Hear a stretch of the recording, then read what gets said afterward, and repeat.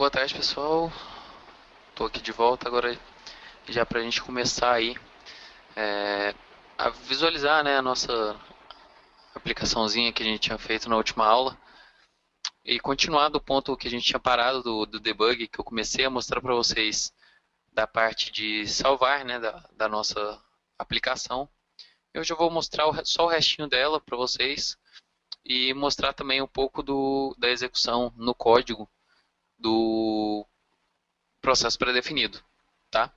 Então, assim, a gente já vai fechar aí uma boa parte de entendimento de código. Hoje ficou só isso para a gente finalizar do tema que a gente já tinha proposto na última vez que a gente fez o Tech Meeting. Então, a gente vai finalizar esse e o restante da aula, como eu já disse, ficará aí para a gente tirar as dúvidas aí que vocês tiverem sobre o assunto aí que a gente está colocando para vocês, certo? Bom, deixa eu puxar aqui para minha tela para vocês verem.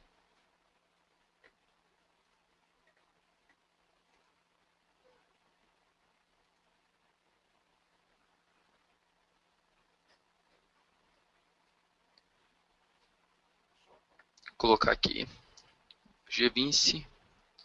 Não sei se vocês estão lembrados aí, se alguém não tenha, caso alguém não tenha participado, a gente está utilizando aquela aplicação de vendas, né? A apresentação vendas que a gente tinha já da nossa, do nosso curso do G20, né? Que a gente fez aquele curso que foram 9 aulas. Então a gente vai estar fazendo aqui através desse curso, da aplicação que foi criada no curso, fazendo a apresentação do que acontece quando você salva dentro do G20, o que acontece ali realmente no código, tá? Então, vou pegar aqui o Visual Studio, colocar na tela aqui para vocês. Vamos executar aqui a aplicação.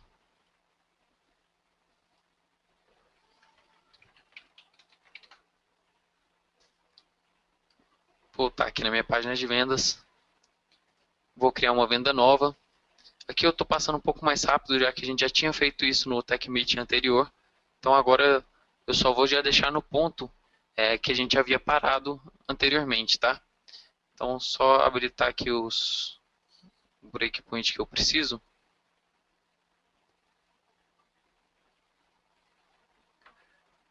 Beleza. Então, o que a gente fez até a última aula? Vou mandar salvar aqui. Só para recapitular o que a gente fez do ponto que a gente tinha feito até a última aula, tá? A gente viu que a chamada de save vem de um request que caía nesse ponto, que passava o command name para a gente tem, que é o command name de save, né? Então, falando que a gente quer salvar alguma coisa. Através disso, ele vinha nessa função, na execute command request, procurava pelo comando e executava a função que a gente tem para salvar, no caso, a page save.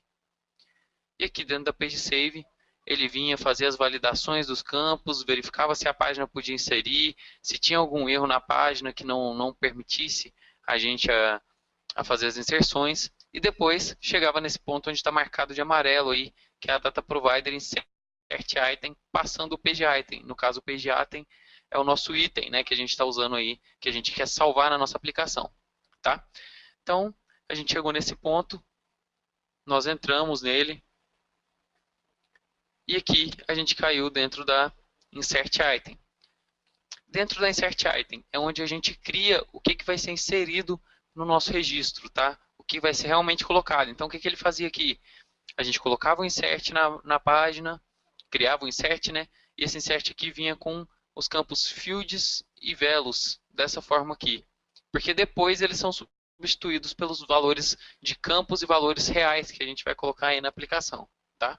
Então, depois disso, ele percorria o item que a gente passou, né? Que a gente passou por parâmetro, percorria ele, ia vendo se tem caso de processo, se tinha algum caso que precisava ter algum tratamento de imagens, e caso não tivesse, ele só passa por esses campos aqui e seta para a gente no Velo List, que é uma lista que a gente vai criando os valores que vão ser inseridos, e também depois ele seta para a gente o Field List, que é os valores de campos que estão sendo colocados no insert.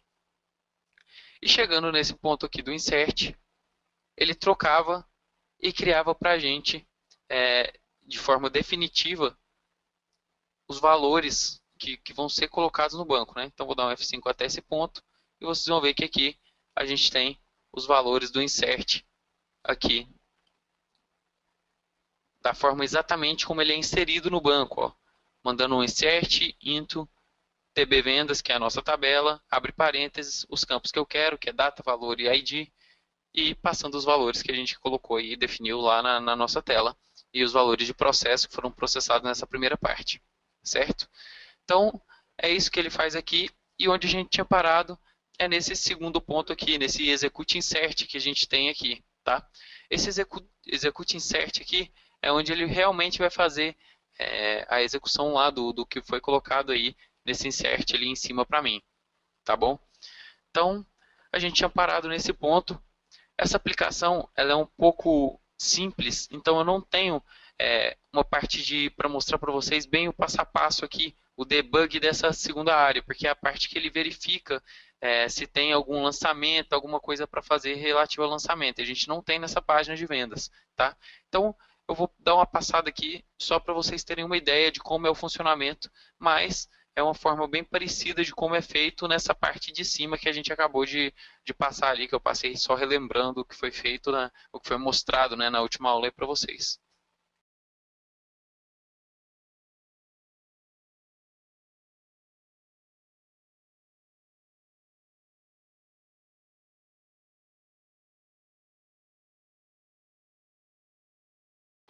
Bom, então o que acontece aqui? Ele faz o execute insert, que ele vai tentar fazer a execução do insert. Então vocês vão ver que dentro desse execute insert, ele passa nessa função de prepare insert, vai passar dentro dela. Depois ele testa se pode ser um command execution, ele vê que é, e aqui ele vai mandar executar a ação mesmo dele, né? Então ele vai mandar executar a ação, vai utilizar o DAO,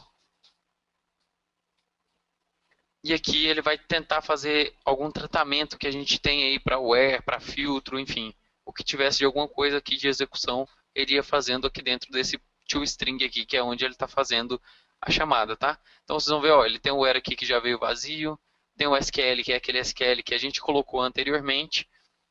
Aqui ele ia fazer algum tratamento caso eu tivesse um where ou tivesse alguma outra função aí de order, enfim, seria feito nesse ponto. E aqui ele faz o tratamento do SQL. Então a gente vai passar esse SQL que foi criado dentro dessa função de trata SQL, que é uma função responsável por analisar os bancos, né? No caso, se fosse uma SQL, ele ia passar para MySQL, se fosse para Oracle, enfim. Ele vai passando aí para deixar o comando de insert que a gente sempre cria no padrão SQL para o padrão do banco que você está utilizando, certo?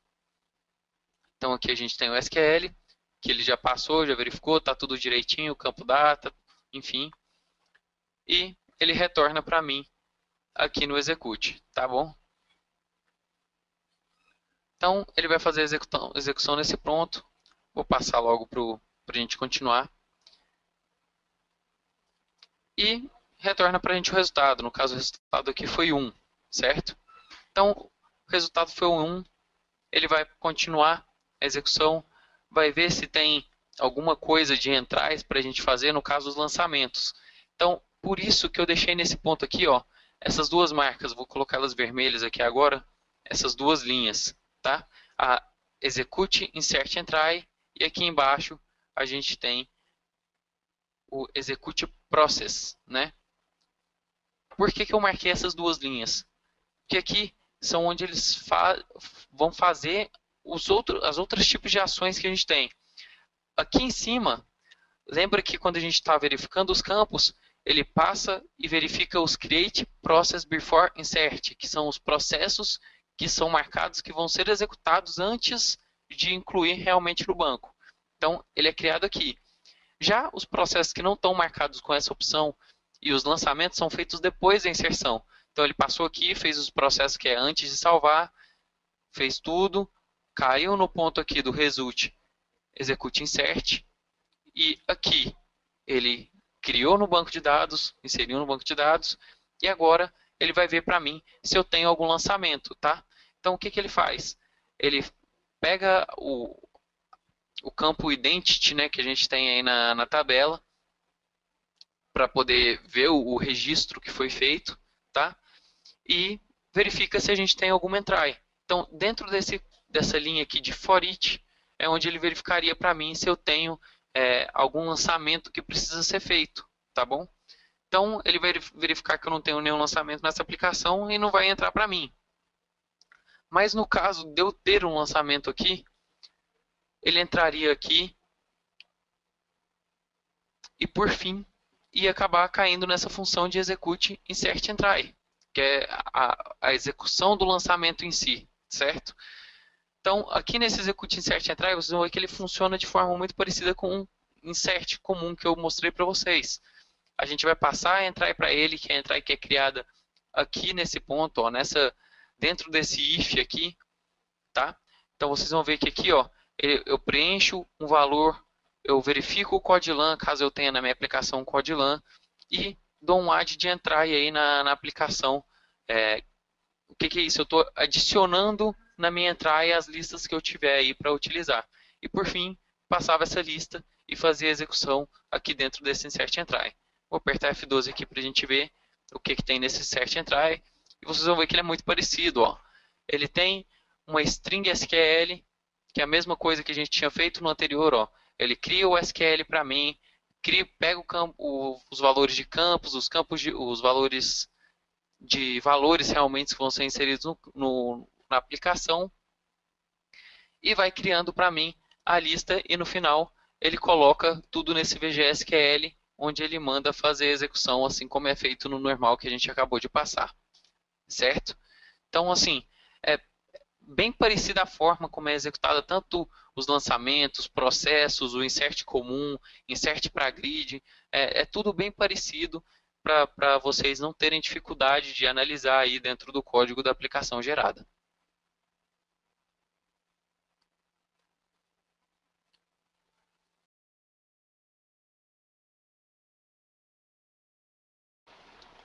Vou apertar aqui um Ctrl- agora, para a gente voltar lá para o ponto que eu estava mostrando. Então, chegando aqui, ele ia executar os lançamentos que eu tenho.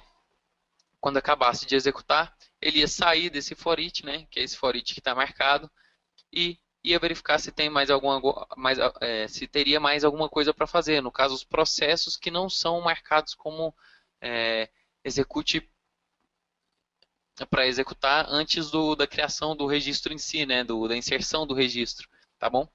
Então, nesse ponto aqui, ele vai fazer a mesma coisa do anterior, ele vai criar o meu processo que eu quero e depois mandar executar. Vocês vão ver aqui, o execute process também é bem parecido, só que como é um processo que está atualizando algum registro, vocês vão ver que a função dele aqui de SQL ó, é o update, em vez de insert, como é na página de insert de lançamento, que também é uma inserção que a gente faz já no processo, é um update, onde a gente também coloca a tabela, os campos e os valores né, que são definidos quando a gente vai percorrendo aí os itens dos processos que a gente vai utilizando, tá bom? Então, é dessa forma que ele faz essa questão de processo, lançamento, e assim a gente já finaliza a parte de inserção de registros que a gente tinha aí para mostrar, tá bom? Que aí aqui, ó, ele executou o lançamento, executou o processo, ele só vai descer e vai mandar fazer o commit da transaction e depois já vai dar um close connection aí na nossa conexão de banco, certo?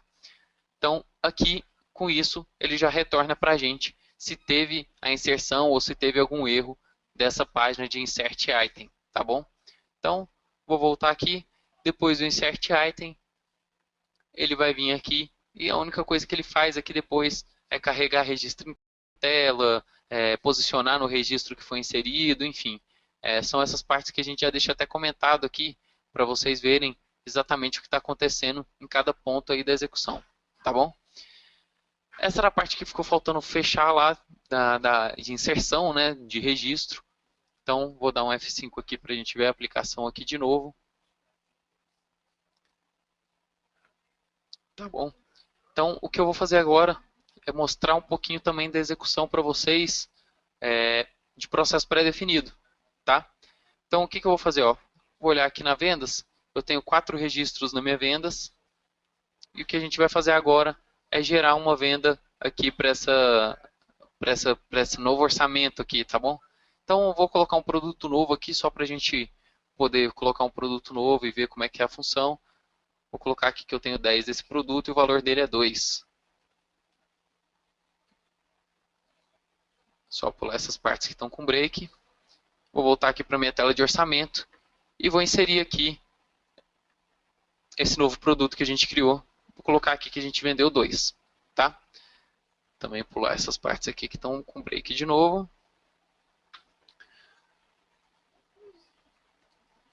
Tirar esses breaks aqui só para não ficar atrapalhando a gente agora na visualização aí dos novos pontos aí que eu quero mostrar para vocês.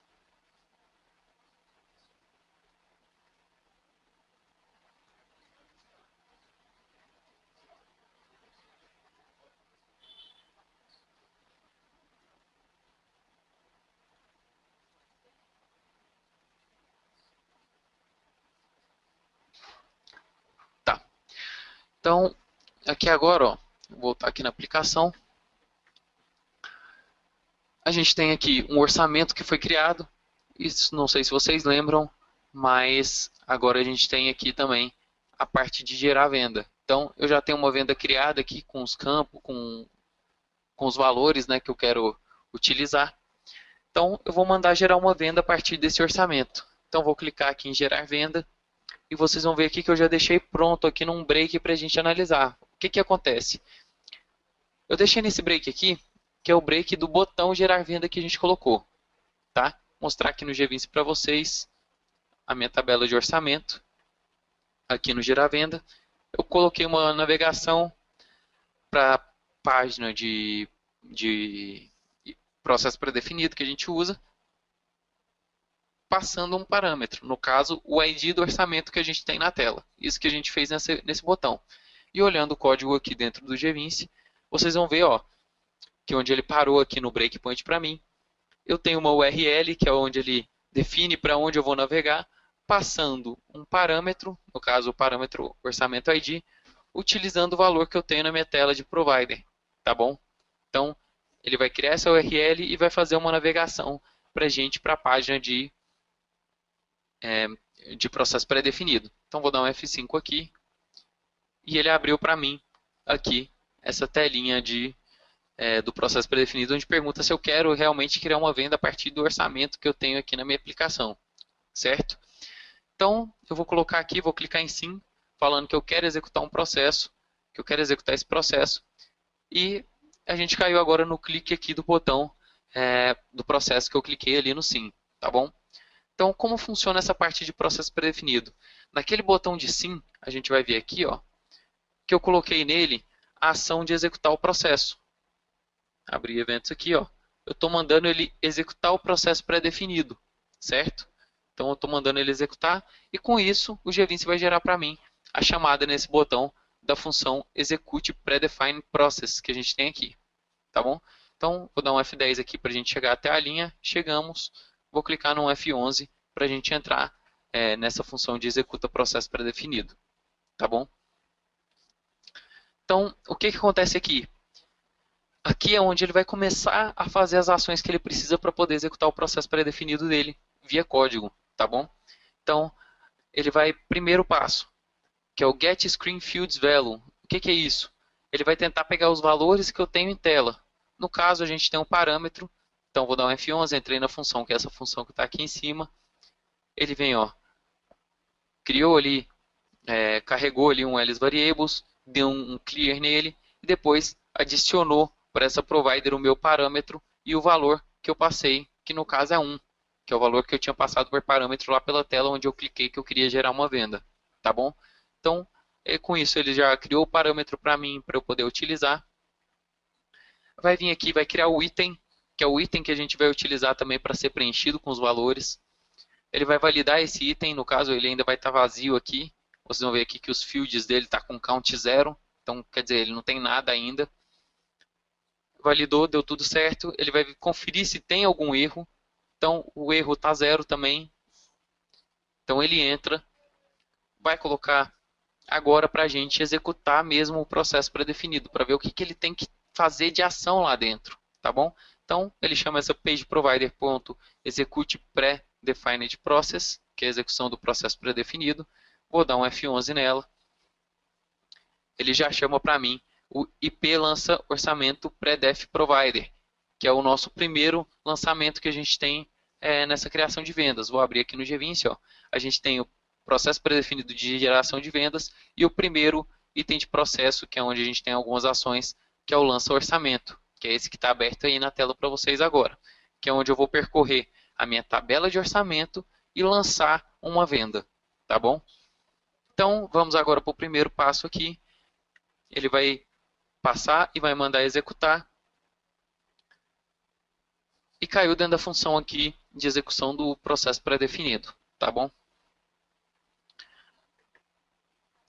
Ele vai carregar com as variáveis que eu passei para ele por parâmetro, que é aquela hora que ele criou a variável lá do parâmetro que eu tinha utilizado. No caso, ele tem aqui, ó, já pronto para mim, aqui e o valor dela, né? Aqui o nome, que era o parâmetro orçamento ID, e o velo 1, que é o velo que a gente passou, certo? Então, vamos passar nesses pontos.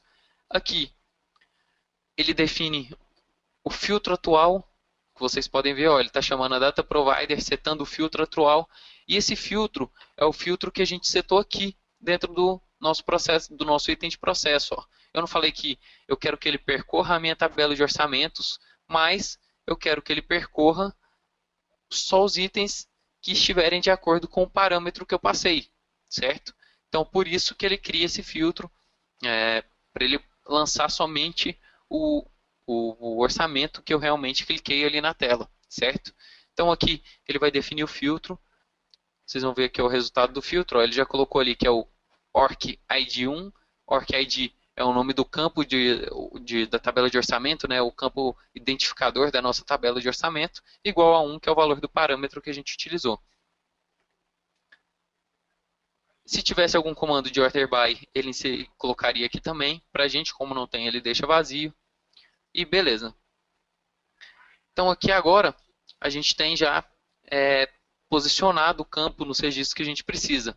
Então aqui ele vai dar um select all items, que é para buscar os valores que eu tenho no banco, tá bom? Então ele vai criar um dataset, vai percorrer esse dataset e no final ele vai me retornar uma lista aqui com os valores, tá bom? Então vocês vão ver que na lista eu já tenho um valor. E esse valor, ele tem os 4 campos que eu tenho na tabela de orçamento, que é o meu orçamento ID, meu orçamento data, meu orçamento valor e meu cliente ID, que são aqueles campos que a gente define em orçamento, né, quando a gente vai criar um novo orçamento. Então aqui ele vai mandar para a gente aí e retornar essa lista dos itens que eu preciso. Então aqui nos itens eu já tenho os itens que eu tenho aí que eu vou utilizar para fazer o meu lançamento. Então ele vai passar, vai preencher os parents que a gente tem aqui.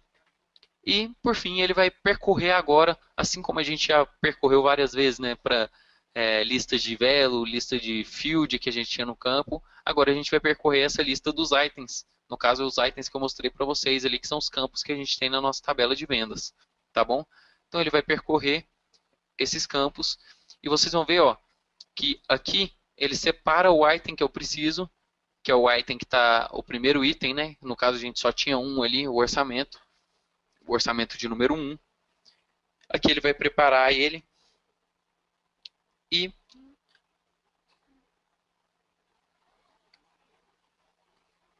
aqui a gente chega na Fill Auxiliar Tables. O que é essa Fill Auxiliar Tables? A Fill Auxiliar Tables é onde ele preenche as tabelas auxiliares que eu estou utilizando, tá bom? Então ele vai verificar aqui esse All Parent Items, que são os itens, as tabelas que eu tenho no meu processo, tá bom? Então vou abrir aqui para vocês verem. Tabela auxiliar que eu tenho no processo, eu tenho 2 tabelas, que é a própria tabela, né, do lançamento, e a tabela auxiliar que eu criei de vendas, que é onde a gente faz o lançamento. Então, ele já tem aqui, que são essa All Parent Items, que foi carregada aqui em cima. E aqui ele vai dar o fill nela, vai preencher ela e ver o que precisa de registros, tá? Então ele vai preencher e logo depois ele vai tentar fazer o create entries para verificar os lançamentos que a gente tem aí. Então vou dar um F11 aqui, ele vai entrar nessa create entries e vai verificar que a gente tem uma entry para ser criada, no caso, lançamento de criação da venda, tá bom? Só passar aqui. Ele já viu que a gente precisa de uma entry, que a gente falou que existe uma entry. E beleza. Então o que ele vai fazer agora? Ele vai, nesse for each, vai correr a entry que a gente tem, que foi essa entry que a gente deu o add, né, ali agora, e vai pesquisar os velos que a gente tem nela, tá bom? E esses velos, ele vai fazer os lançamentos que são necessários. Então, ele vai percorrer aqui a primeira vez, vai ver que tem uma entry, agora ele vai buscar os itens que eu tenho nessa entry. Então, entrou aqui nos itens que eu tenho da entry, vocês vão ver que eles vão buscar os campos, ó, os valores para cada campo que eu tenha. No caso, o venda data, que é esse valor que está selecionado aqui, venda valor e o cliente ID, que são os valores que a gente está fazendo no lançamento aí, certo? Então, ele vai vir aqui, vai verificar o entry title, no caso é o lança cria venda, caiu no case dele, e aqui ele vai preencher com o valor que a gente definiu lá no nosso lançamento. Então eu defini aqui que no meu venda data, ele vai pegar o valor do orçamento data. Então vocês vão ver aqui que no meu código, ele faz exatamente isso. Ó. Ele pega o valor, deixa eu só mostrar aqui para vocês, que é esse ponto aqui. Ele está pegando da minha tabela auxiliar IP lança orçamento, que é a primeira tabela, que é a tabela que a gente está percorrendo, pegando o item orçamento data e o valor dele, certo? E esse valor ele vai colocar nesse value field para mim, que é o valor da data que eu tenho, tá bom? Então aqui ele vai criar o valor que eu teria, um item, né, que eu inseriria ali no meu campo, e logo depois ele dá o add para a gente, assim como ele fez anteriormente aqui no lançamento, né? Ele preenche o valor que ele precisa e depois dá o add para o lançamento para depois ser executado. E assim ele vai fazer para cada campo. Ó. Esse campo é o de venda valor, ele já viu que estava 33, e depois o campo de cliente ID, que no caso a gente utilizou aí o cliente 2, que a gente tem na nossa tabela de clientes. Entrou, passou, adicionou todas essas entry items lá para ele, ele vai sair desse ponto e vai verificar se a gente tem uma entry item. Então, tem algum lançamento, tem algum campo que vai ter que ser lançado em alguma tabela? Ele verifica o count está maior que 0, então quer dizer que tem alguma coisa para ser lançado. Ele vai entrar e executar no execute insert entry. Vamos entrar nele aqui e ele cai naquele ponto que a gente tinha mostrado anteriormente, lá quando estava mostrando agora, passando ali pelo final do insert item, né? Eu mostrei para vocês que ele tem esse execute insert entry. Então vocês vão ver, ó, eu passei por parâmetro os entry items que eu tenho, que não são no caso os 3 campos que vão ser inseridos, ó, o campo de venda, o campo de valor e o campo de cliente, para montar aqui para mim a minha query e ser executada. Então ele criou o meu VGSQL, ó, insert into TB vendas, abriu o parênteses para eu poder começar a adicionar os campos para fazer a minha query do SQL, né, minha sintaxe do SQL e depois os valores, certo? Então ele vai percorrer nesse for each agora os campos que eu tenho ali de entrais, um a um, e vai adicionando assim como ele fazia lá no insert, ó. Adicionou já o campo data, vai ver se ele tem valor, adicionou o valor lá no VGVelos, tá? Então ele vai fazer isso 3 vezes, que são os 3 itens, ó, passando a segunda vez, adicionou o segundo, passou a terceira, adicionou o terceiro campo que a gente tinha, tá bom? Então caiu fora porque a gente só tinha 3 itens ali para serem analisados, né? Então vocês vão ver agora, ó, que ele tem o VG Campos e ele vai só finalizar, ó, ele está abrindo parênteses o primeiro campo, vírgula, o segundo campo, vírgula, o terceiro campo, e agora ele vai tirar a última vírgula, já que não tem mais nenhum campo, e adicionar para a gente o parênteses para fechar ali os campos que vão ser inseridos. Então aqui ele já está na sintaxe correta, ó. Deixa eu arrastar aqui para a tela para vocês. A gente já tem aí, ó, a sintaxe correta, que é abre parênteses, um campo, vírgula, outro campo, fecha parênteses, no caso que a gente vai precisar do insert. E aqui no SQL, ele vai fazer a mesma coisa para os valores, fez a mesma coisa para os valores, tirou a vírgula final que estava sobrando, colocou parênteses para a gente, e no final das contas aqui, nesse VGSQL, ele vai montar realmente a query que vai ser executada, tá bom? Então antes a gente só tinha um insert into TB vendas, e agora a gente vai adicionar nele os campos e os valores que a gente quer inserir. Então agora a gente tem a nossa query realmente montada, ó. Insert into TB vendas, os campos que eu tenho, e depois os valores que vão ser inseridos nesses campos, certo? Então, esse é um lançamento. Ele vai vir aqui e vai executar o lançamento, certo? Beleza, a gente fez aí o primeiro passo, que era o primeiro lançamento. Ele vai ver que não tem mais nada, nenhum lançamento. E vai posicionar de novo aí a tabela para mim. Vai verificar que não tem mais nenhuma entry e vai cair nessa próxima linha. O que é essa próxima linha? É o nosso próximo item de processo que a gente tem. Então vocês vão ver aqui, ó, que a gente tem o item de processo filho. Então no caso de ter um item de processo filho, ele tem que ser executado para cada item que foi executado aqui no pai, correto? Então nesse ponto a gente fez a inserção da venda, mas a gente ainda não fez a inserção dos itens da venda, correto? Então o que acontece? Agora, nesse ponto do código, ele vai executar o que eu tiver do item de processo lançamento, orçamento, item, que é o nosso item de processo filho que a gente tem ali. Então vocês vão ver, ó, que ele está chamando exatamente a mesma função que a gente está, que é execute predefined process, tá? Vocês vão ver aqui em cima, ó, execute predefined process, que é o nome dessa função que ele está chamando. Então vou dar um F11, só que agora ele está chamando para os meus itens filhos. Então entrei para a execução dos meus itens filhos. E ele vai fazer os mesmos passos que ele tinha feito da outra vez. Só que agora, ó, ele vai setar o filtro para minha data provider, vai verificar o que eu tenho para fazer, vai preencher o item, vai preencher a tabela auxiliar, vai verificar se eu tenho algum lançamento dessa vez.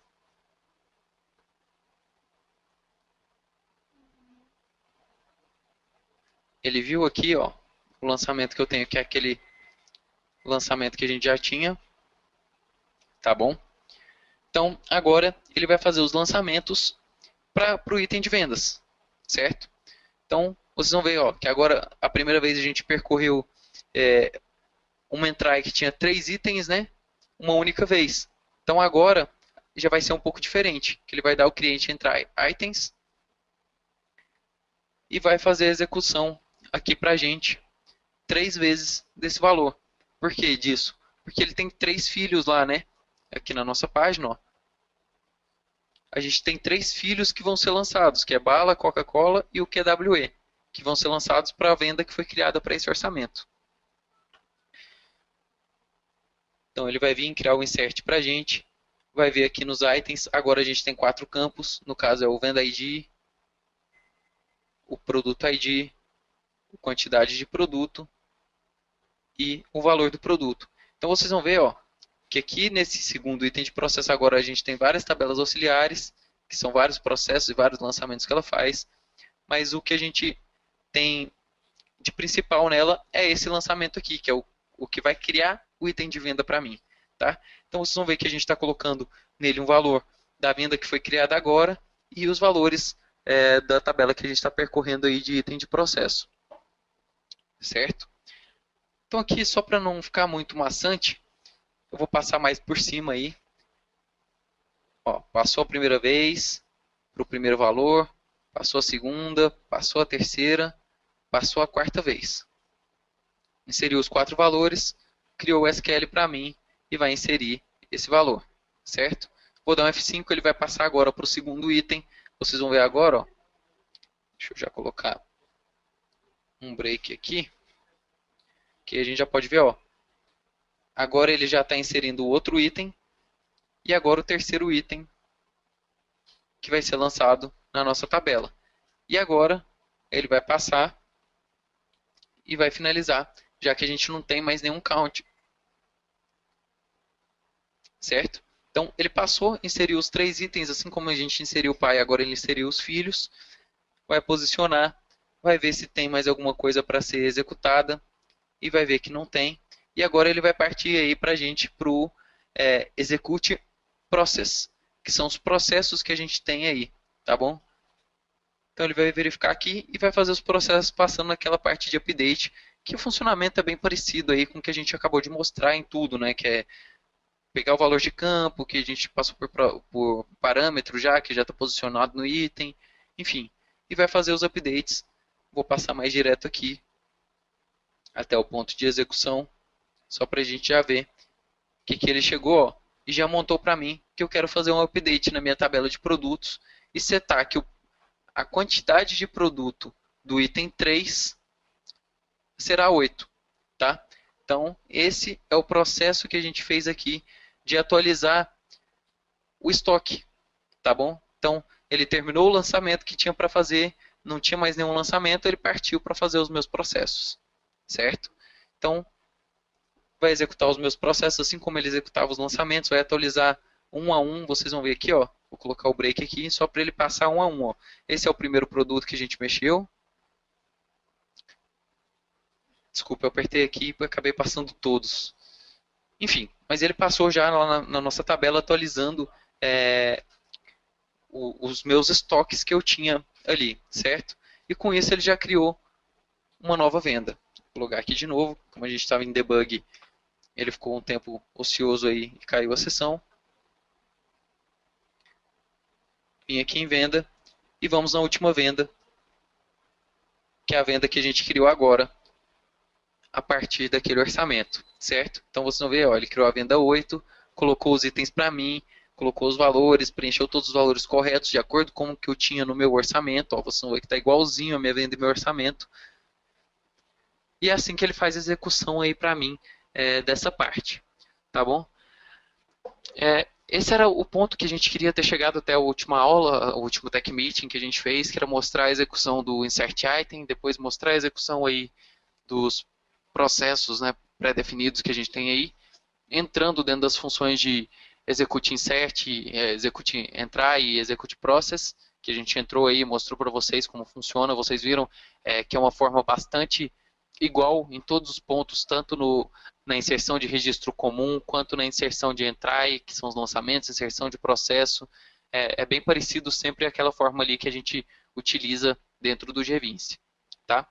Então, esse era o ponto que a gente queria chegar. Agora a gente pode fazer aí uma pequena pausa aí de uns 10 minutinhos para dar um tempo de assimilar aí o que foi mostrado e espero que vocês vão enviando aí para a gente as dúvidas que vocês tiveram ou outras dúvidas sobre algum outro assunto que vocês tenham aí dentro do GVince que a gente pode auxiliar aí vocês e a entender um pouco melhor aí nos seus pontos que você está tendo dúvida, certo? Então, são 16h40 agora, então por volta de 16h50 a gente volta aí para continuar a responder as dúvidas que vocês tiverem. Enquanto isso, pode ir mandando as dúvidas aí via questions para a gente, que a gente vai respondendo para vocês.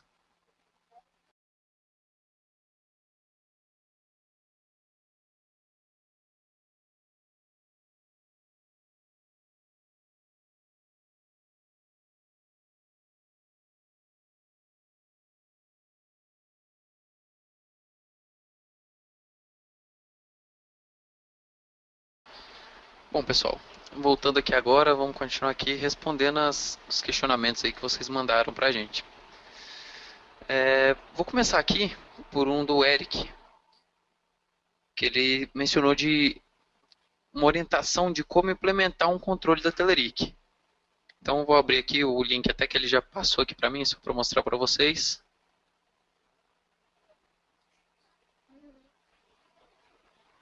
Esse é o controle que ele está querendo implementar. Então, Eric, o que acontece? Que eu vi aqui a forma de implementar dentro para aplicação, o que a gente faz geralmente? A gente pega um demo, igual está aqui. Você está visualizando um demo, né?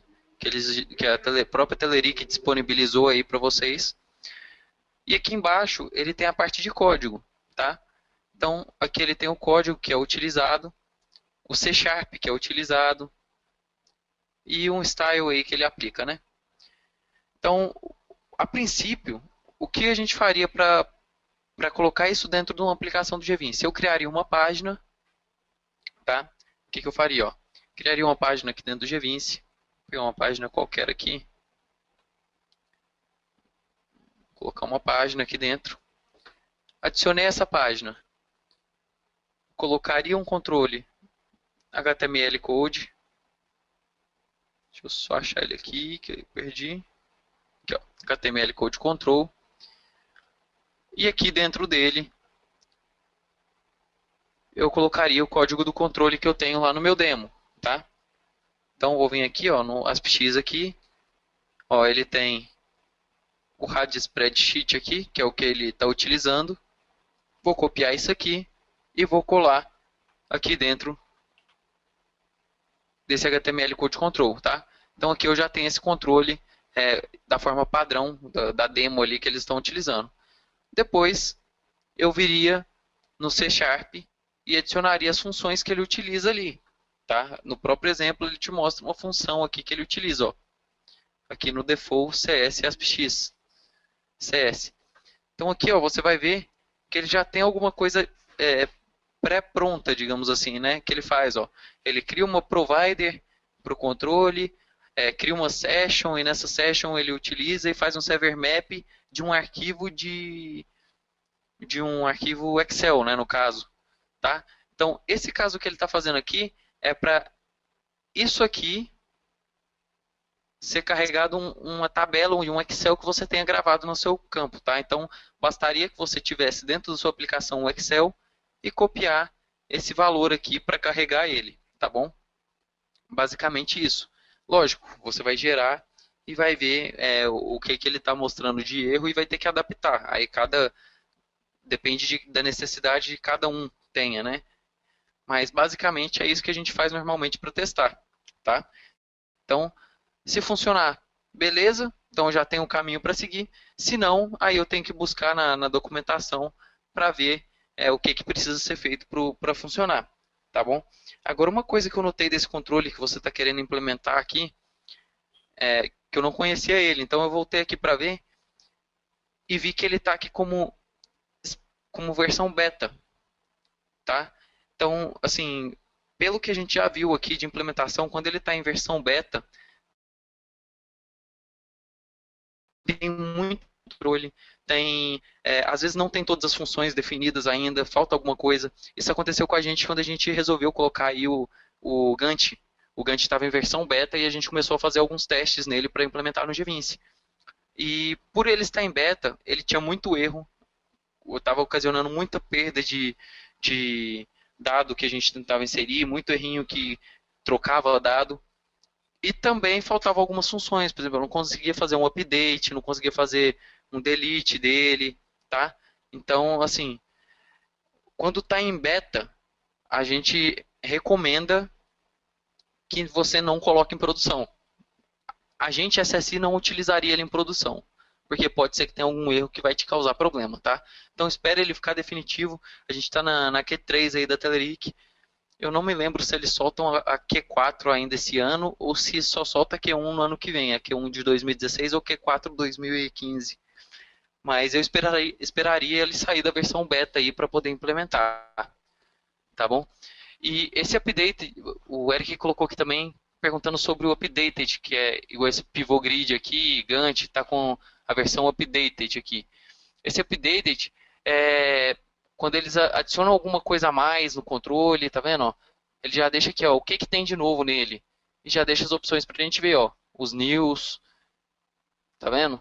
E deixa aqui para a gente poder analisar quais são as funcionalidades novas. Então, quando ele está marcado como updated, quer dizer que tem coisa nova no controle. Se está sem nada, ele está igual na última versão que ele foi disponibilizado, tá bom? Então, ó, vocês vão ver ó, que tem vários que estão aí com updated, tá bom? E para quem não conhece muito bem aí da Telerik, a Telerik são os componentes que a gente usa dentro do GVince, tá bom? E dentro, quando você adquire o GVince, você está adquirindo uma licença dos controles da Telerik ASP.NET Ajax, que são todos esses controles que eu estou mostrando para vocês, ó. Tudo isso aqui são controles ASP.NET Ajax que vocês podem utilizar. A gente não tem todos implementados dentro do GVince. ainda, porque a gente vai implementando e melhorando os principais, né, que a gente já utiliza. No caso, a gente colocou o grid, vem melhorando o grid para fazer o funcionamento. E assim, quando a gente vai finalizando os controles, a gente vai adicionando novos, tá? Mas, se vocês tiverem necessidade de utilizar algum controle específico que esteja dentro dessa classe dos controles ASP.NET Ajax da Telerik, vocês podem utilizar qualquer um em controle aí, em codificação manual, que não tem problema nenhum de licenciamento aí da Telerik, tá bom?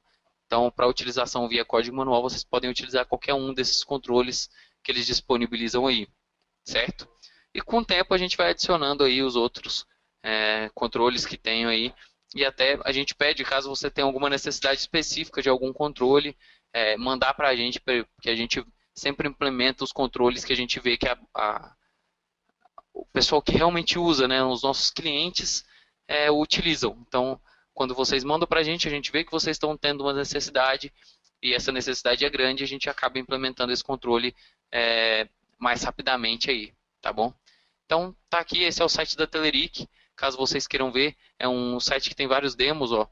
Vou abrir aqui o demo de grid, a gente já tem o grid no G20, mas só para mostrar para vocês. Eles têm algumas exemplos de codificação, enfim, tem uma documentação muito grande aqui que pode te auxiliar também, caso você queira fazer alguma coisa que a gente ainda também não disponibilize dentro de algum controle que a gente já tenha dentro do G20, tá? Então, a gente já vai colocando aí. Agora, uma coisa que vocês têm que ficar atento é na versão que a gente está utilizando aqui, tá?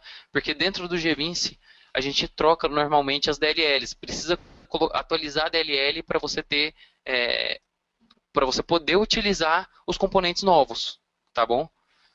Então o que que acontece? Para você poder utilizar um componente que está como novo, você precisa da DLL nova.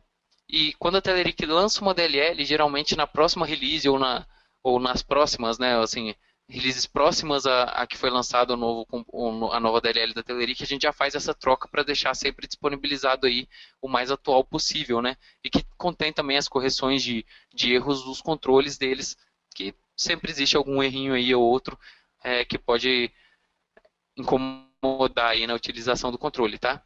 Então, só ficar atento aí à versão que a gente utiliza, ver se é a mesma versão que você está tentando utilizar algum controle novo, e se esse controle ainda não estiver disponível, de qualquer forma, abre um ticket no Helpdesk para a gente olhar. O Eric perguntou aqui também, ó, como sabemos a versão que estamos no G20? Isso é bem simples, vou abrir aqui, ó, o G20, vou abrir a pasta onde está gerado. Deixa eu puxar aqui para a tela para vocês verem. Vou vir na pasta projeto, bin, que é onde estão os DLLs, e eu tenho aqui a DLL da Telerik. Essa é a DLL que a gente utiliza aí. Então vocês vão ver, ó, botão direito nela, propriedades, e aqui, ó, em detalhes a gente tem a versão que a gente está utilizando, tá bom? Então no caso a versão que está aí disponível é a 2015.1.401.40, tá bom? Então assim, aqui você consegue ver a versão que você está e saber se esse componente já está dentro dessa determinada versão que a gente já está utilizando aí no G20, certo? Bom, era isso aí. Espero que tenha ficado claro aí essa parte de inserção de componentes aí para vocês, que pode te dar um auxílio. E se tiver alguma dúvida aí de como fazer isso, pode perguntar no Helpdesk. Por ser código manual, dependendo da pergunta, do qual o contexto da pergunta, a gente não responde, como todo mundo já sabe, a gente não dá auxílio para codificação manual, porque é até muito difícil, cada um tem uma necessidade, cada um chegar com código manual, a gente não consegue desenvolver a ferramenta para atender a todos de uma melhor maneira, certo? Então, mas de qualquer forma, você pode colocar lá e se tiver alcance, se for algo simples, a gente pode auxiliar vocês aí, tá bom?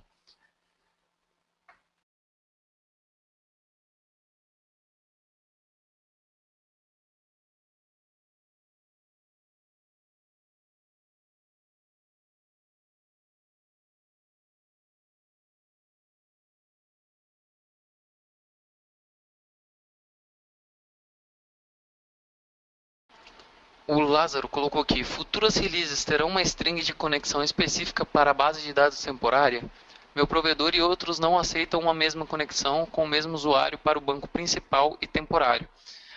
Lázaro, a gente já tem discutido isso há algum tempo e eu não posso te dar certeza de 100% que vai ter isso, mas é muito provável que tenha para a próxima versão, tá? Já para a versão 9 é muito provável que tenha já essa, essa string connection para o banco temporário aí, porque a gente já recebeu algumas solicitações, a gente viu que está realmente sendo um empecilho aí para alguns, então a gente vai provavelmente inserir aí para a versão 9. Não posso te dar certeza, mas é uma das implementações aí que estão bem na mira aí para serem feitas para o G29.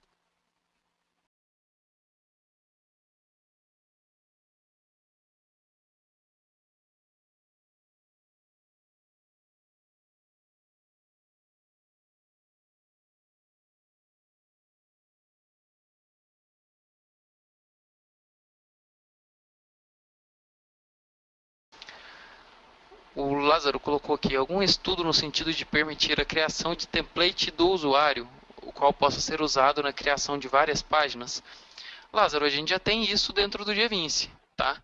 Então, se eu tenho uma página aqui, vou colocar aqui nessa página as PX mesmo. Vou colocar aqui um controle div e vou colocar aqui uma cor no fundo dele. Vou colocar outro controle aqui. Se eu vier aqui em templates, eu consigo criar um template a partir dessa página, certo? Então vou vir aqui, ó, adicionar, ele vai criar o template para mim que eu posso aplicar. Então se eu tiver uma outra página depois adicionada aqui na minha árvore, adicionei uma outra página, ela está aqui, está em branco, eu posso vir aqui em design e aplicar o template aqui para eu utilizar, tá bom? Então a gente já tem isso aqui dentro do G20. Eu não sei se era essa aí a sua dúvida, mas se não for, envie aí para a gente explicando um pouco melhor aí qual era o sentido que você tinha colocado aí dessa de template e para a gente poder te auxiliar aí, tá bom? Mas a gente já tem essa funcionalidade. Basta você abrir a página, clicar em template de usuário e clicar nesse botão de mais aqui.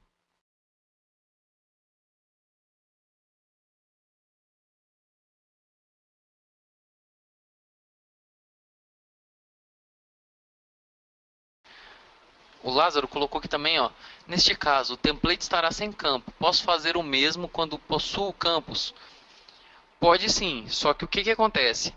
Se você for uma página de dados, por exemplo, pode ser que os campos venham desconfigurados para as tabelas que você tenha feito configurações, tá? O porquê disso? Porque está faltando configuração de banco na página de dados, enfim, ou a página de dados era para outra coisa, você só quer para outra tabela, né, no caso. Então, assim, o G20 não vai manter para a gente os fields, esse tipo de coisa na página que você fizer aplicar o template. Mas você pode utilizar, ele vai trazer todos os campos aí, que você tiver text box, tudo, ele vai trazer para você o layout completo aí, ele vai trazer, tá bom? Vai ficar faltando as configurações aí de campos que você tenha, e de controles para os campos das tabelas, enfim, esse tipo de configuração vai ser necessário ser feita.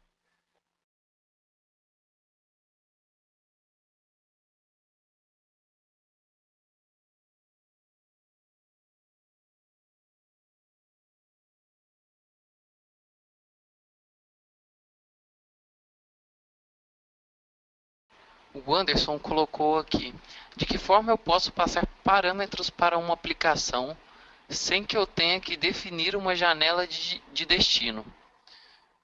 Anderson, não entendi muito bem qual o que você quer fazer aí na sua aplicação. Para você passar parâmetro para alguma coisa, você precisa de um destino. Porque não tem como você jogar um parâmetro em lugar nenhum, certo? Você precisa ter algum lugar para ele ser analisado, para ele ser carregado. Ou você pode colocar isso em session. E esses valores que estiverem em session, eles vão estar gravados até cair a sessão do projeto, tá? Que é aquela hora que ele pede para fazer o login novamente. E esses valores vão estar setados ali na session. Você pode pegar em qualquer página, qualquer hora, em qualquer lugar, via session, tá bom? Mas, assim, não entendi muito bem aí a sua questão.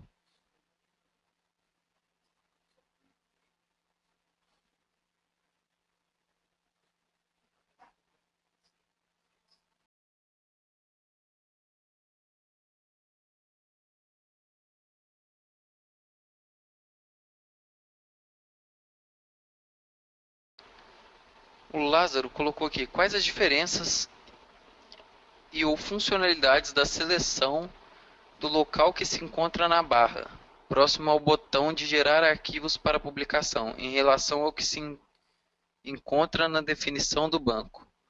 Preciso ajustar os dois? Bom, Lázaro, eu acho que você está mencionando aqui essa combo box que a gente tem aqui de local, homologação e produção que é relativa ao banco de dados. É isso mesmo?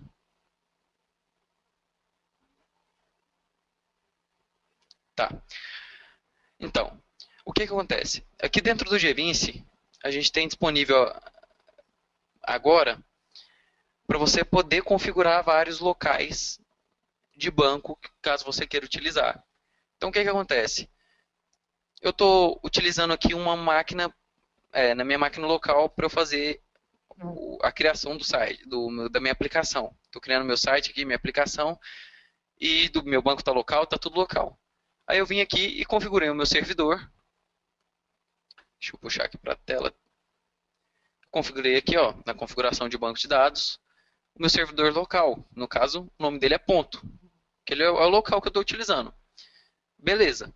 Então, quando eu gerar o G20 e isso aqui tiver, essa combo tiver no local, a configuração que sua aplicação vai utilizar é a configuração que você deixou aqui em local.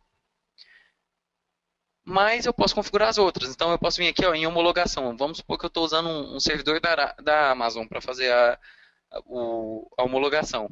Então eu ia vir aqui, configurar o banco também, e ia colocar aqui o nome do meu servidor da Amazon.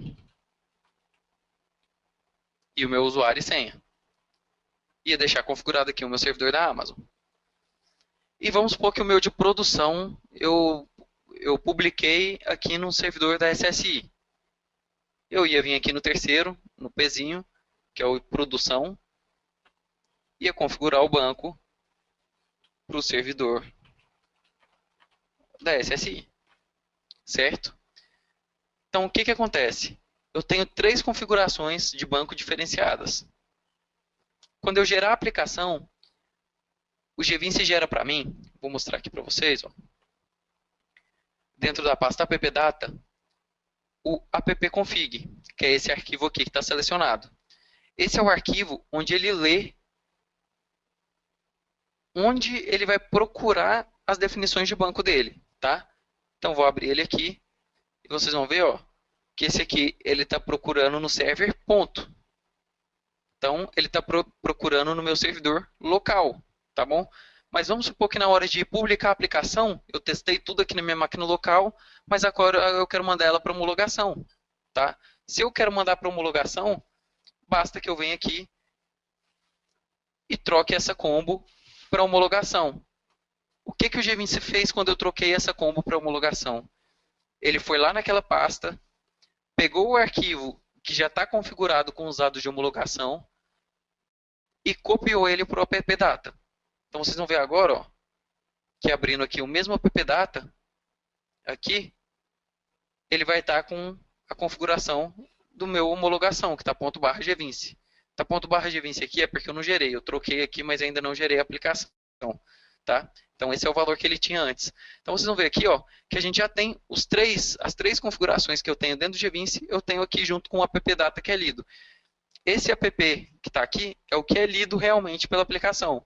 Esses três são apenas arquivos que a gente usa para deixar pré-configurado para o G20 poder fazer a troca rápida. Então, se eu trocar de homologação para produção, ele vai vir aqui e vai copiar aqui o arquivo para produção, tá? Então, vocês vão ver, ó, o local, vou abrir ele aqui. Deixa eu abrir ele aqui com um bloco de notas. O local, ele aponta para o server, ponto. O homologação aponta para o server, ponto barra gvince, tá? E vocês vão ver, ó, a ppdata está apontando para o ponto barra gvince, porque eu troquei aqui para homologação. Agora eu vou trocar ele de volta para local, troquei de volta para local, e o meu appdata agora já está apontando para o servidor só ponto de novo, entendeu? Isso a gente fez por causa de várias solicitações que estavam tendo aí, de não ter que gerar a aplicação novamente, porque antes, quando a gente não tinha essa configuração que dava para você trocar mais fácil aí entre as configurações de banco que você vai utilizar, tinha muitos usuários que geravam a aplicação para a máquina local, acabou de testar e queria subir. Aí, para não ter que trocar manualmente, igual era feito antes, a gente fez isso, que aí basta você trocar aquela combo ali e ele já, o gvince já troca aí para você para as configurações que você tenha deixado prontas aí para homologação ou produção, tá? Então foi para isso que a gente fez essa implementação aí, foi realmente para auxiliar e para diminuir uma geração, né? Que você não precisa gerar o projeto inteiro novamente só por causa da configuração de banco de dados.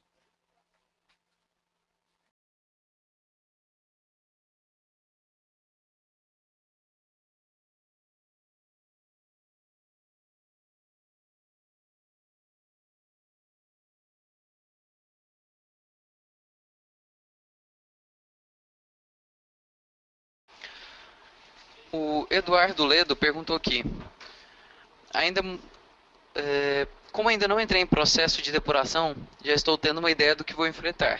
Mas aqui só vi códigos de servidor. O Visual Studio faria o debug também quando o código for cliente JavaScript? Eduardo, faz sim. Só que tem uma questãozinha do Visual Studio. O que acontece? Eu, pelo menos, só consigo debugar no meu Visual Studio quando eu executo o meu projeto no Internet Explorer. Nos outros browsers eu não consigo. Eu não sei se é alguma configuração que está faltando na minha máquina ou alguma configuração no meu próprio browser, mas eu já tentei aqui configurar, seguir alguns passos que eu achei na internet e não consegui colocar para fazer o debug nos outros browsers. Vou dar um pause aqui, ó. Eu estou utilizando o Visual Studio 2013, tá? Só esperar carregar a tela para vocês. Aí, pronto. Estou utilizando o Visual Studio 2013. Aqui, quando você vai executar, você pode escolher qual browser que você quer que ele execute, ó. Chrome, Firefox, Internet Explorer, enfim. Você pode escolher em qual vai executar. Eu geralmente executo no Chrome, porque eu faço o debug da parte de client pelo próprio Chrome. Eu acostumei com isso e eu prefiro hoje. Mas você pode fazer pelo Visual Studio. Para fazer pelo Visual Studio é bem simples. Você vai abrir aqui vou abrir uma classe aqui, a Common, que é onde a gente tem várias coisas de JavaScript. Essa tudo aqui é a parte de client, né? Que é JavaScript. Então, você poderia colocar o break aqui sem problema nenhum, executando pelo Visual Studio no Internet Explorer, ele iria parar nesse break aqui, tá bom? E você conseguiria fazer o debug por aqui, utilizando os recursos do próprio Visual Studio. Porém, também tem outra forma de você fazer o debug. Como é a outra forma? Eu posso executar a aplicação, esperar ela carregar. E aqui, pelo Chrome, ele tem uma função de debug. Vou clicar na tecla F12, ele abriu para mim essa janela aqui, ó, que é o Developer Tools. Tá? Como funciona esse Developer Tools? Ele mostra para mim a parte ASPX, a parte de código. Ó, se eu quiser acessar a mesma função que eu estava te mostrando ali agora, ó, deixa eu abrir, expandir na tela para ficar melhor. Esse é o mesmo ponto que eu estava, tá vendo? A function Alt Tab aqui, ó. Eu posso colocar break aqui nela também, clicando. A única diferença que ele tem para o Visual Studio é os botões que você vai utilizar para debug. Então, tá? Quando ele passar aqui, o F11 é o que ele entra, é igual ao do Visual Studio.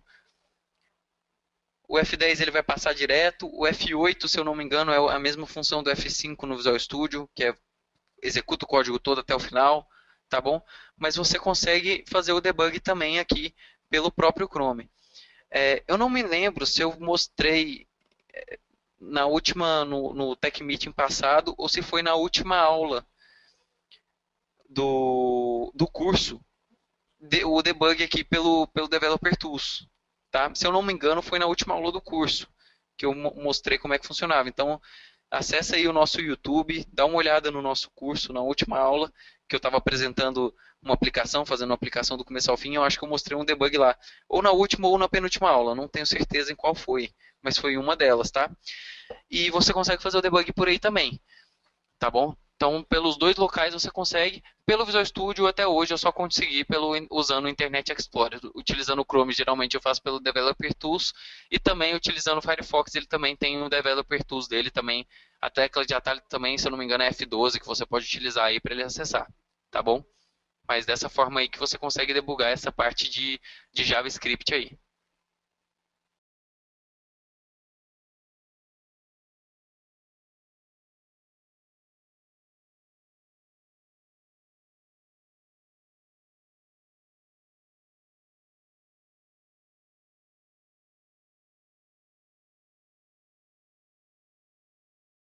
Só voltando aqui no assunto, ó, eu abri o vídeo aqui, ó, tô no canal da SSI, nas aulas de curso, tá? No módulo 3, aula 8. Ó, com 1 hora e 23 mais ou menos de aula, eu estava fazendo um debug pelo Developer Tools do Chrome, tá? Então, se você quiser dar uma olhadinha aí, ó. E nessa parte também a gente mostra, ó, o debug da aplicação. Isso aqui é uma aplicação de CEP que eu tinha feito aqui, de consumo de web service que a gente fez durante a aula. E foi feito um debug passo a passo dela, mostrando o que estava acontecendo do consumo de web service, tanto por cliente quanto por server, tá? Então é bem legal aí para você dar uma olhadinha aí e ver como funciona a sua aplicação, tá bom? Ver como é que funciona para fazer o debug, ó. Tanto da parte de server quanto na parte de cliente depois, tem aí no vídeo, certo? E também, para quem ainda não tenha acessado aí, ó, no canal da SSI, a gente tem alguns vídeos aqui, né? Tem os vídeos da base de conhecimento das aplicações, tem o vídeo do último Tech Meeting que a gente fez também, a gente já colocou lá. E também tem os vídeos das aulas, dos cursos. Aqui na playlist está mais organizado, tá? Pode vir em playlist aqui, curso G20, que aí tem as aulas passo a passo aqui, desde a primeira até a última aula, e também os vídeos de resolução dos exercícios que foram passados nas aulas, tá bom? Então, tá aí para vocês, caso queiram entender um pouco mais de código manual, debug, esse tipo de coisa, vocês podem vir aqui direto nas últimas aulas aqui, na 8 e na 9, que tem a criação de aplicação e também mostrando o debug de algumas aplicações aí, tá bom?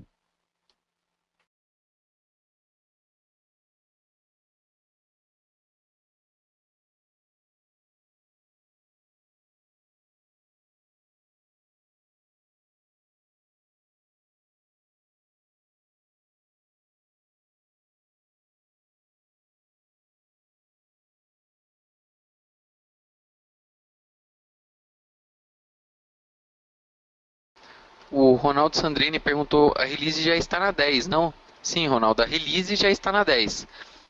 A versão é a versão do produto, né? No caso, a gente hoje está na 8.0.10, tá? Então, a gente está na versão 8 do G20 na release 10. A DLL, como eu falei, ela deve ser trocada na 9. Então, vai ser a release, a versão 8, desculpa, a versão 9, release 0, que deve ser trocada, ou até em alguma versão, alguma release nova aí da 8 que a gente vai liberar.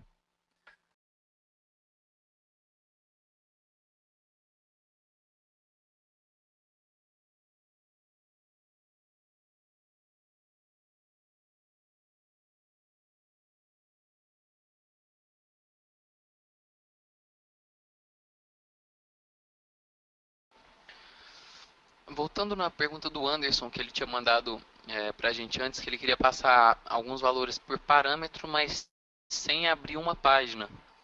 Ele colocou aqui agora para a gente, ó. Lucas, acho que esse exemplo do CEP Web Server vai servir para mim. O que eu quero é isso, enviar parâmetros via IP, mas sem que tenha que definir uma janela de destino para que seja aberta. Ou seja, eu quero apenas enviar uma mensagem e ou receber uma resposta. Olha, Anderson, O exemplo que a gente tem aí, que eu até coloquei aqui que você viu agora, ele é só o consumo do web service, tá? Então, esse web service que a gente utiliza até para consumir é um web service que não é nosso, é um web service externo aí de CEP mesmo, e a gente só fez o consumo dele, tá? Então, nesse caso, eu não sei como tá a definição aí da sua aplicação, se você já tem esse local para onde você quer passar esses parâmetros para receber uma resposta, mas caso você não tenha esse web service, você teria que fazer a codificação dele e subir no seu servidor para você poder consumir ele da mesma forma que a gente consumiu aqui o de CEP no exemplo que eu mencionei agora há pouco, tá bom? Mas é totalmente possível você fazer dessa forma, através de consumo de web service aí, passar valores para algum web server, onde ele faz o tratamento, faz o que ele tem que fazer, né, o que ele foi definido para fazer, e te retornar um resultado. Dessa mesma forma é que a gente faz, é, a gente tem o consumo de web service que a gente usa aqui na SSI para fazer vendas, enfim, tem alguns recursos internos que a gente utiliza aqui, sempre com web service, tá? Então, isso pode resolver sim o seu problema e é um caso muito comum de ser utilizado aí em aplicações web mais complexas.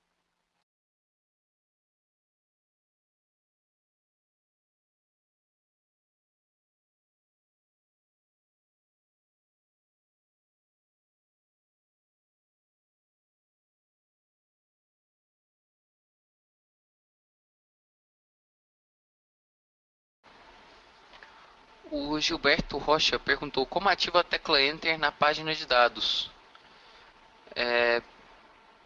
Bom, eu acho que ele colocou isso para pular entre os controles utilizando a tecla Enter ao invés da Tab, né? Julgo eu que seja isso. Isso já é padrão no GVince, tá, Gilberto? Então aqui, ó, abrir aqui a aplicação de novo que a gente estava executando. Vou abrir a página de produtos, clicar em novo aqui nela. Olha, eu vou clicar aqui, ó, eu tenho um nome, eu posso digitar e vou clicar na tecla Enter aqui. Ele já passou para o meu campo de quantidade. Vou digitar a quantidade, eu vou clicar em Enter de novo, ele passou para a parte de valor. Tá? Isso já é padrão que a gente tem no GVince. Tem alguns controles que não é possível fazer essa passagem. Se eu não me engano, é o Combo Box e o Date Picker. Ele não aceita fazer essa passagem com a tecla Enter, tá? Mas só esses dois controles.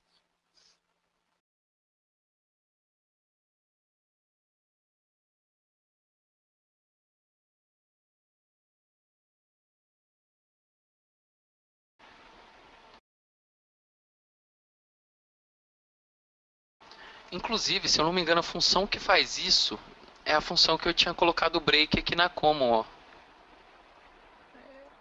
Ah, tá. Vou mostrar aqui para vocês na tela. Aqui, ó, lembra que quando perguntaram aí sobre o debug, eu mostrei essa aqui.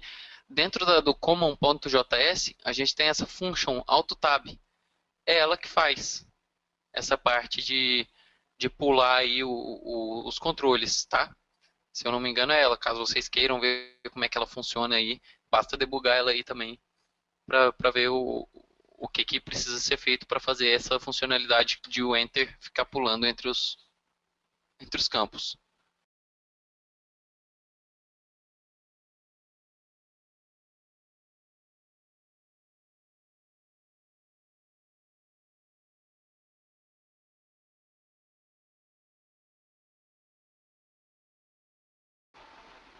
O Gilberto colocou aqui, no grid também faz. Sim, Gilberto, no grid ele também faz essa funcionalidade aí do enter e passando entre as colunas que você estiver aí fazendo a inserção, tá?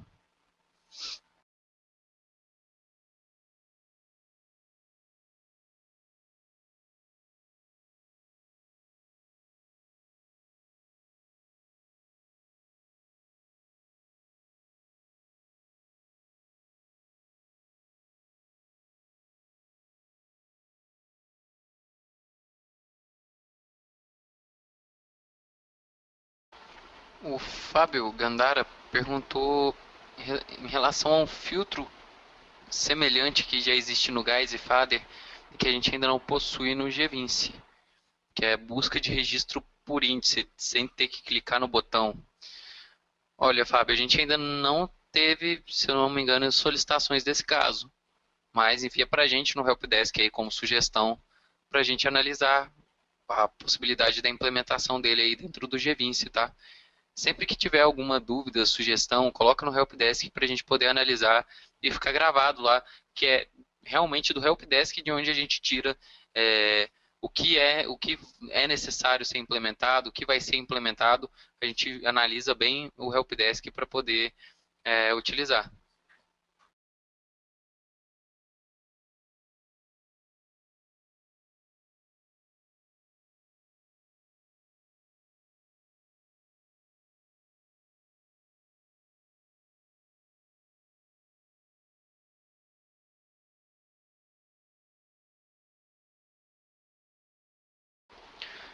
O Mário Lopes perguntou: posso fazer lançamentos em uma tabela com dados de duas tabelas diferentes sem perder a integridade?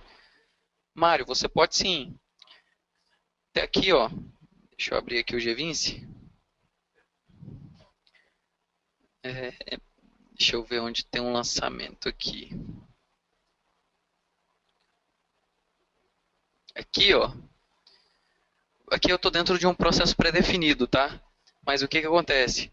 Nesse processo pré-definido, a gente tem várias tabelas auxiliares, que são as tabelas auxiliares do pai, que são as duas primeiras, depois as três tabelas auxiliares, que é do item de processo filho, tá? Então, como é que eu gerei? Isso aqui é o lançamento do item de venda. Lembra que a gente estava vendo ali agora há pouco, ó? Que eu vim aqui em orçamento. Em orçamento eu tenho os itens de orçamento. E eu estava lançando esses itens de orçamento para a venda que eu criei, certo? Para essa venda aqui eu estava lançando os itens, tá? É isso que está fazendo ali. O que acontece? Quando eu vou fazer esse lançamento dos itens para essa venda, eu utilizo ali duas tabelas. Então você vai ver, ó, que aqui, ó, eu estou utilizando para o Venda ID o valor da tabela auxiliar IP lançamento TB vendas, que é essa tabela pai, a segunda aqui, que é a tabela pai, que é a tabela que fez o lançamento da venda. Então, eu estou pegando o Venda ID dela. Então, eu estou pegando o Venda ID da venda que foi lançada agora. E estou fazendo outro lançamento aqui embaixo, utilizando dados da outra tabela, que no caso é a tabela pai do meu item de processo filho, certo? Que é a terceira tabela, que é o lança orçamento item. Estou pegando o produto ID, a quantidade e o valor dos itens. Tá? Então aqui eu já estou utilizando duas tabelas. Não tem problema nenhum quanto a isso para você utilizar.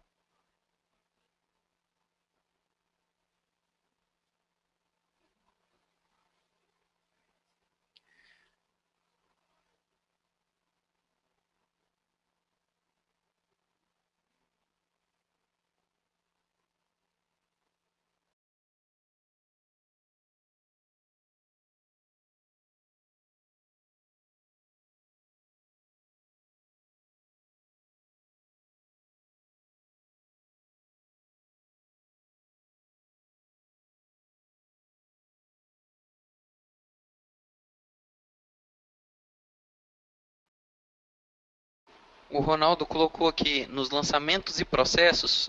Sim, Ronaldo, tanto lançamento quanto processo você pode fazer execução utilizando dados de várias tabelas. Dá para ver, quer ver, ó, aqui na tabela de vendas, na página de vendas, aqui no grid eu tenho algumas tabelas auxiliares que fazem processo também em outra tabela.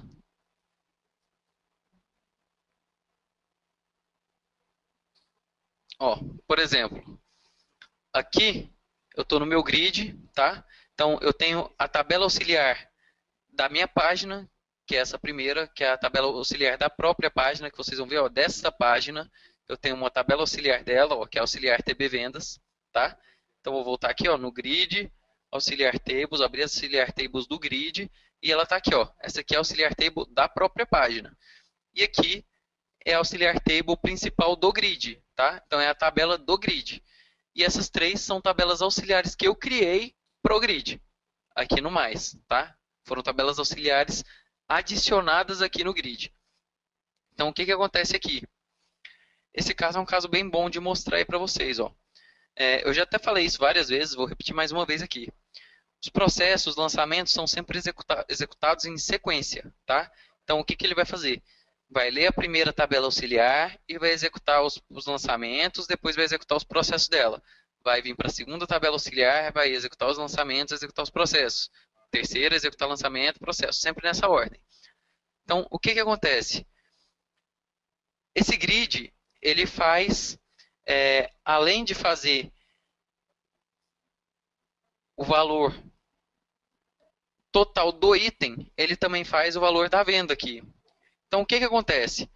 Eu tenho a minha tabela principal do grid, que já é a tabela de venda item, né? Que essa aqui é a minha tabela de venda item. Esse grid está posicionado para a minha tabela de venda item. Mas eu não posso fazer um processo aqui ainda, porque eu preciso do valor de produto, da tabela de produto, só que essa tabela de produto não está posicionada. Então, eu tenho na definição dela que eu preciso dela posicionada em um determinado produto para eu poder pegar o valor dele e fazer o processo para gerar o valor da venda, do item de venda que eu tenho, tá? Então, o que acontece? Nessa primeira venda aqui, eu não faço nada nela. Depois, eu crio uma tabela auxiliar para a tabela de produto, forçando o relacionamento. E depois eu crio uma terceira tabela para o grid, que é essa terceira tabela do grid, e nela eu aponto para a tabela venda item. Você vai ver que tem duas tabelas venda item, a principal do grid e a segunda auxiliar que eu coloquei. O porquê de eu fazer isso? Porque aqui eu já tenho o produto posicionado para eu poder fazer o cálculo do valor do item que eu quero. Que eu preciso, para saber qual é o valor do item, eu preciso saber qual é o produto e preciso saber a quantidade do produto, certo? Então, eu pego o produto para pegar o valor do produto e multiplicar pela quantidade e chegar no valor que eu teria da venda, tá bom? Então, por isso que eu faço isso, ó. E aqui você vai ver que nesse processo eu utilizo o valor, ó, da tabela grid TB produtos pro valor, que é o valor do produto que está gravado lá na minha tela de produtos, e depois eu tenho aqui o grid TB venda item 1, que é a terceira tabela. Então, eu estou utilizando a primeira parte da fórmula, a primeira tabela, a segunda tabela do grid, e na segunda parte da fórmula, a terceira tabela do grid. Tá? E multiplico os dois para chegar no resultado para ser aplicado no meu campo de valor. Tá? Isso não tem problema nenhum para você poder utilizar aí. Você colocou, o Ronaldo colocou aqui, ó, o que aparece AUX e a tabela da tela ou é a tabela que está no banco. Quando você adiciona tabelas auxiliares aqui, você está referenciando uma tabela que está no banco, tá bom?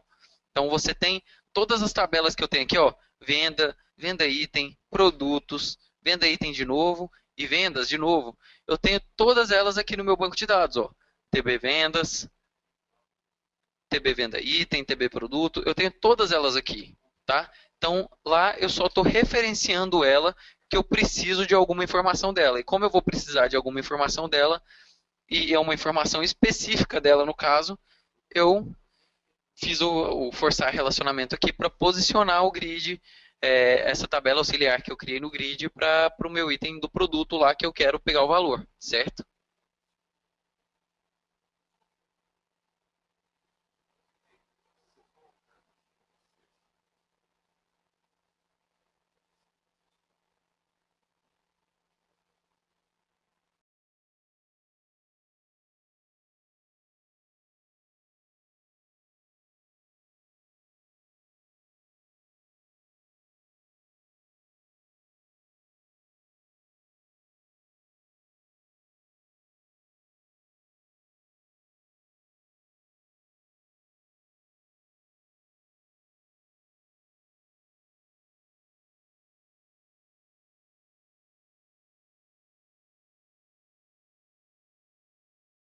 O Mário, que fez a primeira pergunta, né, sobre poder utilizar dois valores de duas tabelas em um lançamento, ele colocou logo depois aqui.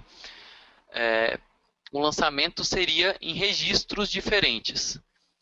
Mário, é o seguinte, quando você vai fazer um lançamento, tá? Então vamos supor que eu vou criar um lançamento aqui, ó. Eu tenho nessa tabela auxiliar, e eu vou fazer um lançamento. Esse lançamento vai ser para a tabela de vendas, tá? Ele vai estar sendo apontado para a tabela de vendas. Então, ele vai criar um registro novo na tabela de vendas. Se eu quiser fazer um lançamento para uma segunda tabela, basta eu adicionar, e caso seja uma tabela diferente, tá? Vamos supor que aqui eu estou fazendo um lançamento para a tabela de vendas, mas eu também quero fazer um lançamento na minha tabela de orçamento. Então, bastaria eu criar uma tabela auxiliar para orçamento e criar um lançamento aqui para ela, tá bom? Só isso que eu precisaria fazer. E eu teria aqui o meu lançamento em dois locais diferenciados. E a questão de quais os campos que eu vou utilizar é totalmente livre. Basta que você tenha esse valor posicionado em alguma tabela auxiliar ou na própria página para você poder utilizar. E você vai ver aqui, ó, que abrindo no maisinho aqui, você tem os valores que estão na página, que são esses verdes aqui. Logo depois, eu tenho o valor da minha primeira tabela auxiliar, tá? Que são os valores da própria página, que estão gravadas na própria página. E em terceiro, aqui em vermelho, eu tenho da tabela auxiliar que eu criei, que é a tabela de vendas. E se eu for adicionando mais tabelas, ele vai adicionando aí mais opções aqui para você poder selecionar, tá bom? É dessa forma que funciona aí. Não sei se eu respondi a sua dúvida, caso não tenha respondido a sua dúvida aí, explica um pouquinho melhor aí que a gente pode te ajudar aí mais um pouquinho.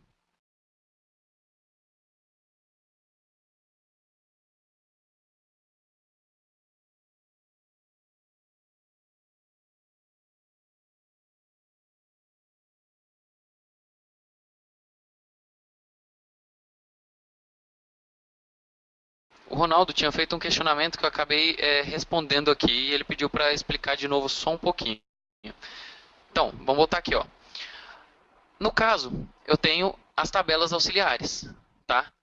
E quando eu quero definir algum campo, algum valor para ser feito um lançamento, um processo ou qualquer coisa do tipo, ou uma fórmula também que você pode criar, eu vou clicar no mais e vai abrir essa opção para mim.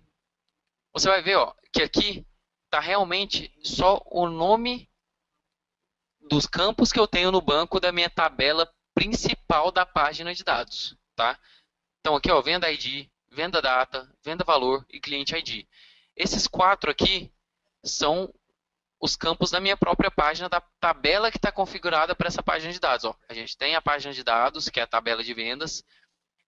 Nas propriedades dela, ela está apontada para a tabela de vendas.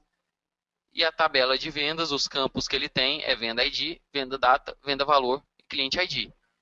Então, são esses quatro aqui que estão configurados. E são esses quatro os valores que estão disponíveis lá em verde para mim. Vou voltar aqui na tabela auxiliar, abrir de novo aqui a criação de fórmula. Ó. Venda ID, venda data, venda valor e cliente ID. Esses aqui são os valores em tela, tá bom? Agora, você vai ver que tem de novo os mesmos campos, só que agora ele está mostrando aqui, ó, auxiliar TB vendas antes. Mas são os mesmos campos, ó, venda ID, venda data, tá vendo? O que que acontece? Esses valores que estão aqui agora são os valores da tabela auxiliar, que está na tabela auxiliar. Tá? Então, se você já tiver gravado um registro, tanto o valor em verde quanto esse valor em cinza, eles vão estar iguais. Eles vão estar posicionados no mesmo local, tá bom? Eu, geralmente, quando eu faço processo, a grande maioria das vezes, eu utilizo o valor sempre da tabela auxiliar. Tá?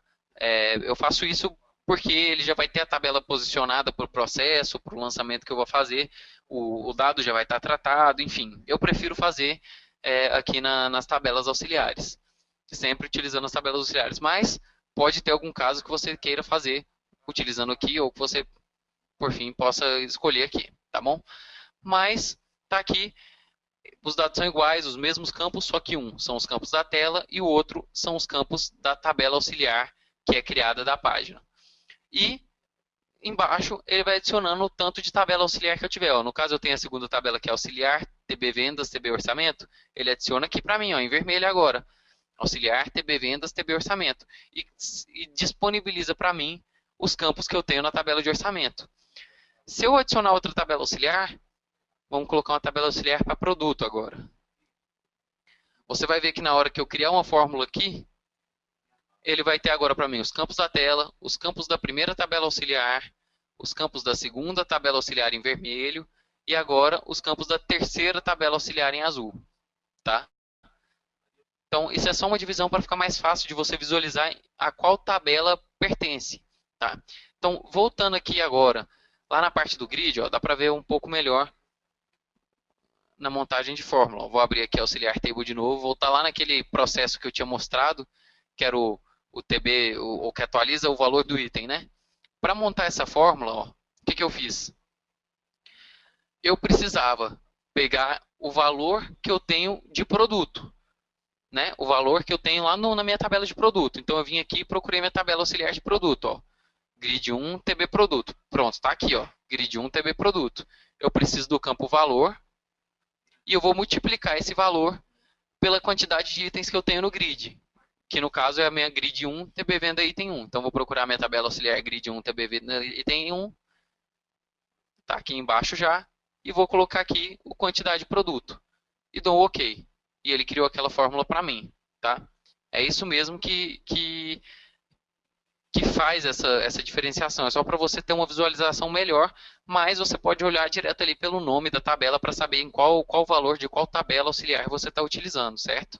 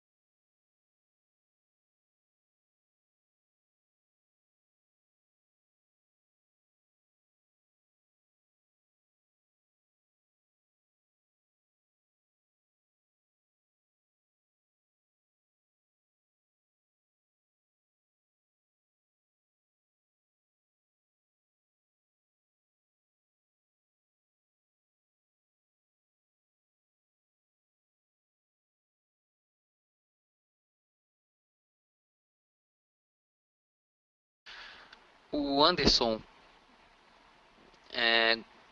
colocou aqui que gostaria de contactar alguns dos técnicos da SSI para análise da sua aplicação. Anderson, nesse caso você tem que entrar em contato com o Pedro, tá? Entre em contato com o Pedro, que ele te passa as informações aí necessárias e ele que passa aqui para a gente o que a nossa equipe vai ser feito aí, passa uma requisição dele para a gente poder atender, tá bom? Então, contata aí direto o Pedro, pode ser pelo e-mail dele, pedro@ssitecnologia.com.br, que você vai ter as informações que você quer aí para poder contactar aqui com a gente.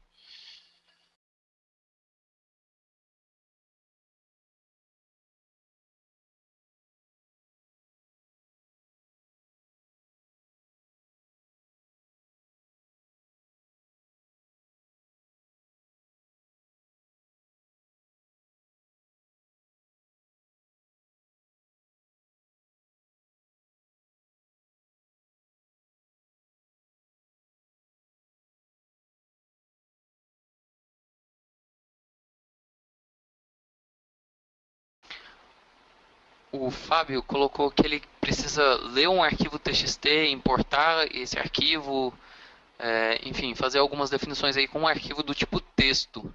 Se a gente tem algum exemplo disso. Não, Fábio, a gente não tem nenhum exemplo desse tipo.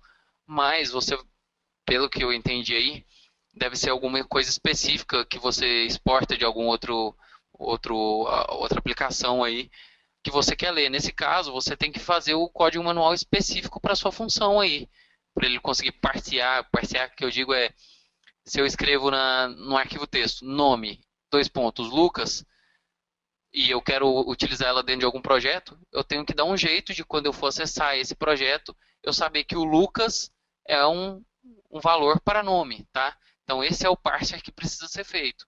Mas isso depende do jeito que vem esses dados, é muito genérico. Exatamente por ser muito genérico, a gente não tem nada desse tipo. Mas é bem simples de você achar, deve ter muito exemplo pronto aí Só dá uma pesquisada no Google sobre como abrir arquivos TXT e fazer leitura, escrita de arquivos texto, que você vai achar algum exemplo bem simples aí. Não é muito complicado para fazer criação, abertura, leitura e escrita em arquivos texto comum não, tá?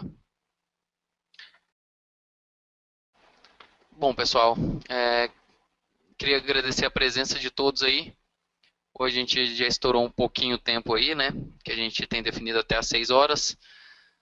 Espero que vocês tenham ficado satisfeitos. A gente vai publicar esse vídeo, assim como a gente publicou o último Tech Meeting.